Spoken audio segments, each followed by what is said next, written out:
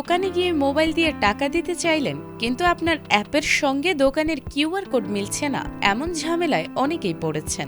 এবার সেই ভোগান্তির অবসান হতে যাচ্ছে। দেশের ডিজিটাল লেনদেনকে আরও সহজ, দ্রুত ও সবার জন্য সমানভাবে ব্যবহারযোগ্য করতে চালু হচ্ছে নতুন ব্যবস্থা। 1 জুলাই থেকে সারা দেশে বাংলা কিউআর বা কুইক রেসপন্স ব্যবহার বাধ্যতামূলক করেছে বাংলাদেশ ব্যাংক।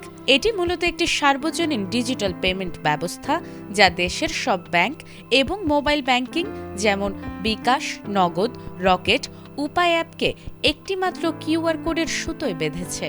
এর ফলে বিক্রেতাকে দোকানে আর আলাদা আলাদা কোম্পানির কিউআর কোড ঝুলিয়ে রাখতে হয় না, আর ক্রেতাও তার ফোনে থাকা যে কোনো অ্যাপ দিয়ে মাত্র একটি কোড স্ক্যান করেই নিমিষেই বিল পরিশোধ করতে পারেন।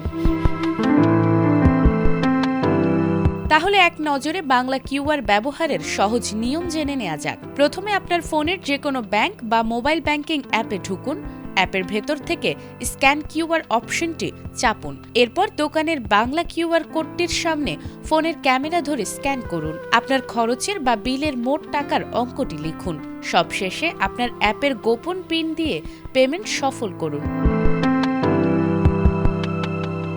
বাংলাদেশ ব্যাংকের ভাষ্য, এই উদ্যোগের লক্ষ্য হল দেশের পেমেন্ট ব্যবস্থাকে আরও আধুনিক, স্বচ্ছ ও অন্তর্ভুক্তিমূলক করা। শপিং মল, সুপার শপ, ছোট দোকান, এমনকি ফুটপাতের ব্যবসায়ীরাও একই কিউআর ব্যবহার করে ডিজিটাল পেমেন্ট গ্রহণ করতে পারবেন।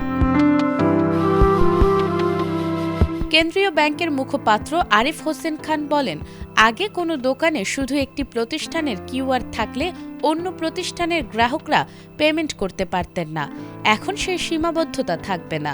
একটি বাংলা কিউআর দিয়েই সব ধরনের ব্যাংক ও মোবাইল ফাইন্যান্সিয়াল সার্ভিসের মাধ্যমে লেনদেন করা যাবে।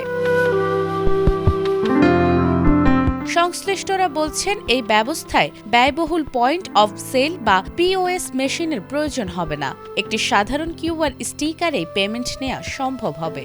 এতে ক্ষুদ্র ব্যবসায়ীরাও কম খরচে ডিজিটাল লেনদেনে যুক্ত হতে পারবেন।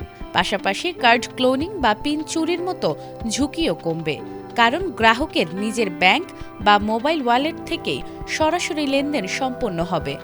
সংশ্লিষ্টদের আশা, এই উদ্যোগ দেশে ক্যাশলেস অর্থনীতি গড়ে তোলার পথে বড় একটি অগ্রগতি হিসেবে কাজ করবে। নাজমুন নাহার জান্নাত, এটিএন বাংলা।